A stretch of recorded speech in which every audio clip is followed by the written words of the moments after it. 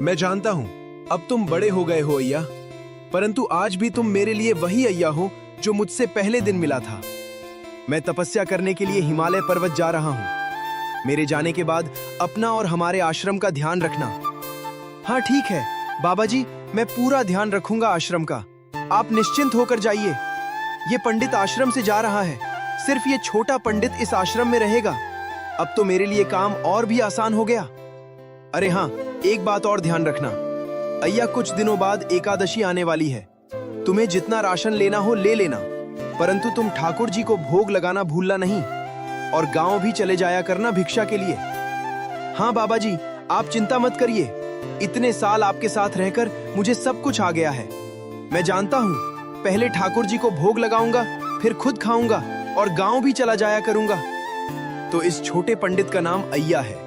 ये छोटा पंडित तो बहुत ही स्वादिष्ट दिखता है, इसे तो खाने में और भी मजा आएगा। पर पहले मैं गांव के सभी इंसान और जानवरों को खाऊंगा, फिर आखिरी में इस छोटे पंडित को। हाँ ठीक है अय्या, ध्यान रखना अपना। मैं जा रहा हूं अब।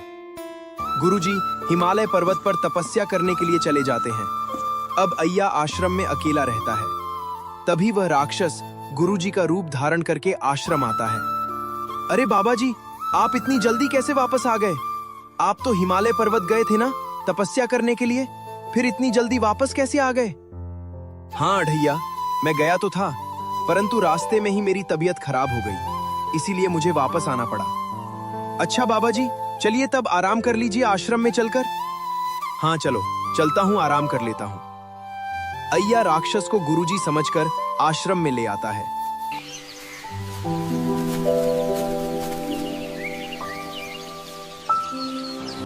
मेरे खाने का समय हो गया है। ये छोटा पंडित कितना स्वादिष्ट दिखता है, जी तो चाह रहा है इसे अभी ही खा जाओ, पर इसे अभी नहीं खा सकता, पहले गांव वालों को चलकर खाता हूं। राक्षस अपने शिकार की तलाश में आश्रम से बाहर निकलता है और गांव की ओर जाने लगता है। अरे वो, यहाँ तो एक मोटा तगड़ा जानवर है, बिल्कुल उस छोटे पंडित की तरह। चलो, उस छोटे पंडित को तो नहीं खा सकता हूं अभी, तो इस जानवर को ही खाकर अपनी भूख मिटाता हूं। राक्षस उस गाय को मारकर खा जाता है। आज तो मजा आ गया, इस जानवर को खाकर काफी स्वादिष्ट था। अब आश्रम चलता हूं, वरना अगर वो छोटा पंडित जाग गया तो उसे शक हो जाएगा। राक्षस आश्रम चला जाता है। अरे, ये मोटा पंडित तो अभी घोड़े बेचकर सो रहा है। चलो, अच्छी बात है, मेरा भी पेट तो भर गया है, मैं भी सो जाता हूं। अरे बाबा जी, अभी तक सो रहे हैं, लग रहा है ज्यादा तबीयत खराब है इनकी। चलो, तब तक मैं काम ही कर लेता हूँ जब तक बाबा जी सो रहे हैं। अरे अभी तक सो रहे हैं। बाबा जी उठिए, दोपहर हो गई है, कितना सो रहे हैं, उठिए। हट, यहाँ से भाग, मेरे सोने का समय है। क्यों, मेरी नींद खराब कर रहा है? हट, भाग, नहीं तो तुझे खा जाऊंगा मैं। क्या सिया गए हो क्या बाबा जी? ज्यादा ही तुम्हारी तबीयत खराब हो गई है क्या? नींद में क्या क्या बक रहे हो? उठो, आधा दिन खत्म हो गया है और आपकी नींद ही नहीं पूरी हो रही है। अरे ये मैंने क्या कह दिया इस छोटे पंडित से, कहीं इसे शक ना हो जाए कुछ। अरे अय्या, मेरी तबीयत खराब है ना, इस वजह से मैंने नींद में कुछ बक दिया होगा। अभी मैं थोड़ी देर में उठता हूँ। ठीक है बाबा जी, इस अढ़ैया ने तो मेरे नाक में दम करके रखा है, इसका कुछ न कुछ करना ही होगा जल्द ही। राक्षस अपना शिकार ढूंढने के लिए फिर से गांव की ओर निकल जाता है। आज तो कोई इंसान खाऊंगा। इंसान का स्वाद तो अलग ही होता है, जो इन जानवरों में नहीं मिलता। जंगल में तो सिर्फ जानवर ही मिलेंगे। गांव की ओर चलता हूं, वहां कोई ना कोई मूर्ख इंसान तो मिल ही जाएगा। राक्षस गांव में आ जाता है। तभी राक्षस की नजर सुरेश नाम के एक व्यक्ति पर पड़ती है। राक्षस सुरेश को देखकर गुरुजी का रूप धारण कर लेता है। अरे गुरुजी, आप गांव में इस वक्त? आश्रम में सब ठीक तो है? अय्या ठीक है ना?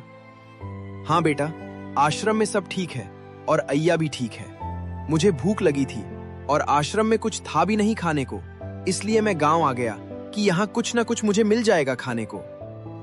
अरे गुरुजी, बस इतनी सी बात? चलिए, मैं आपको कुछ स्वादिष्ट सा भोजन खिलाता हूँ। मेरी बीवी बहुत अच्छा खाना बनाती है, उससे मैं आपके लिए कुछ स्वादिष्ट सा बनवाता हूँ। अच्छा बेटा, तुम्हारा बहुत धन्यवाद। चलो, तब तुम आज अपने ही घर में मुझे कुछ स्वादिष्ट सा खिला दो।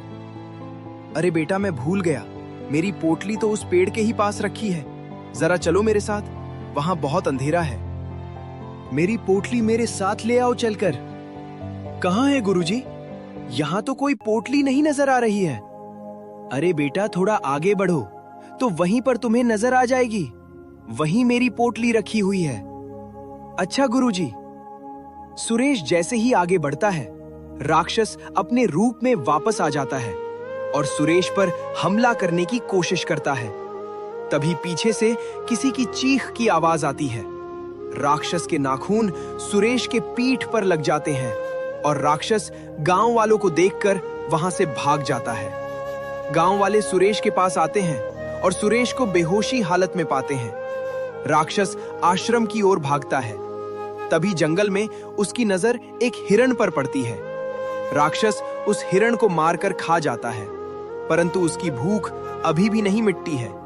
वो आश्रम आ जाता है और सो जाता है। अरे बाबा जी, आज भी आप इतनी देर तक सो रहे हैं? उठिए, सवेरा हो गया है। अय्या, मुझे भूख लगी है, मेरे लिए कुछ खाने को लाओ। अच्छा बाबा जी, मैंने पालक का साग और बाटी बनाई है, लेकर आता हूं आपके खाने के लिए।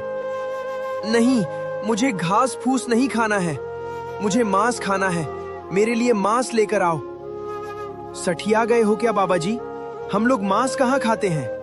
जो आप मांस मांग रहे हो खाने के लिए, जब से वापस आए हो तब से बहुत सियाई हुई बात कर रहे हो। आपको क्या हुआ है? बाबा जी, चल के किसी वैद्य को दिखा दो। कहीं पागल वागल तो नहीं गए हो? इतना देर सोकर उठते हो और अब मांस मांग रहे हो खाने को। मुझे इस तरह बात नहीं करनी चाहिए। मैं तो भूल गया था कि मैं एक पंडित का रूप धारण किया हूं, और इस छोटे पंडित ने अगर मुझे पहचान लिया तो नहीं, मुझे संभाल के रहना होगा। मुझे ऐसी बात नहीं करनी होगी। क्या हुआ बाबा जी, अब क्या सोचने लगे हो?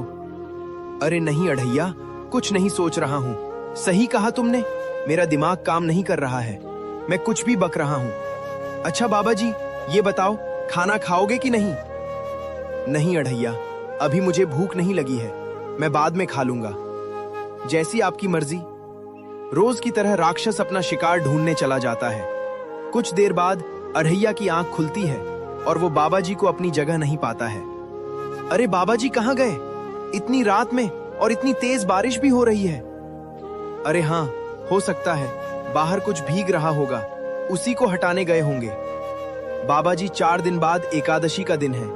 मैं तो अपनी रसोई जंगल में जाकर बनाऊंगा और ठाकुर जी को पहले भोग चढ़ा के फिर खुद खाऊंगा। ज्यादा राशन लेकर जाऊंगा। पिछली बार पूरे ठाकुर जी के ठाकुर सारे ठाकुर आ गए थे, इसलिए इस बार सबके लिए पहले से ही बना दूंगा। अच्छा ठीक है, तुम्हें जैसा करना हो करो। हाँ, आप तो वैसे भी उपवास ही रखेंगे। उपवास नहीं, मैं कोई उपवास नहीं रखूंगा। मैं भूखा क्यों रहूंगा? तुम्हारा दिमाग खराब है क्या कि तुम मुझे उपवास रखवा रहे हो? आपने क्या बोला? आप उपवास नहीं रखेंगे? बाबा जी ने तो ऐसा कभी नहीं कहा। वो उपवास नहीं रखेंगे। सच सच बताओ, कौन हो तुम? मेरे बाबा जी ऐसा आज तक नहीं बोले, फिर तुम ऐसा कैसे बोल सकते हो? तुम मेरे बाबा जी नहीं हो। बोलो, कौन हो तुम? अरे ये क्या हुआ? जिसका डर था वही हुआ। इस अढ़ैया ने तो मुझे पहचान लिया। अरे नहीं अढ़ैया, तुम गलत समझ रहे हो। मेरी तबीयत नहीं सही लग रही है ना, इसलिए मैंने ऐसा कहा तुमसे। और कोई बात नहीं है, मैं ही हूं तुम्हारा। बाबा जी भला कोई और कौन होगा? अच्छा ठीक है, तब कोई बात नहीं। वैसे हमें आज गांव चलना है, आपको याद है ना? हैया और राक्षस गांव के लिए चले जाते हैं।